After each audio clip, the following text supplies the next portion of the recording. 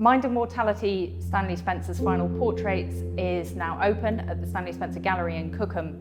And in the exhibition we explore the role that portraiture played in Spencer's life and his works, with a particular focus on his self-portraiture and also the portraits that he painted of the people that were around him in his final decade.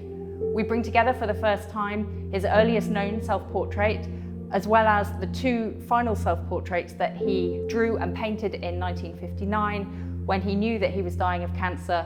And as well as these, we have portraits of many of his friends and family and even celebrities that he was commissioned to paint or painted of his own accord in the final decade of his life. Upstairs in the gallery, we've brought together portraits of some of the people who were around Spencer in his last years, friends, patrons, and the villagers of Cookham. We have Rachel Westrop, who was the vicar's wife. She and her husband were friends of Spencer and were with him in his last moments. And the young Priscilla Ashwandon, who was just 16, she lived in Cookham, was tragically dying of leukemia, and her parents commissioned this portrait of her as a memento, which unfortunately was delivered on the morning of the day that she died. And nearby in a vitrine, we have Priscilla's diary in which she noted the sittings that she had with Spencer while still trying to go about with her normal life as a teenager.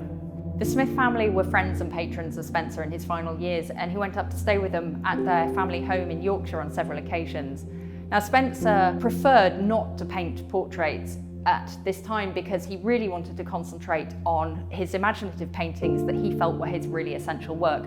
But when it came to friends, he was happy to make an exception. He painted Joy, and he drew pencil portraits of Dennis, her husband, and their children. And in fact, it was Joy who pressed Spencer to make his final self-portraits. First a drawing in crayon, and then she wasn't very happy with that, and he went on to make another self-portrait for her in oils. And it's these two portraits that we have brought together in this exhibition for the first time.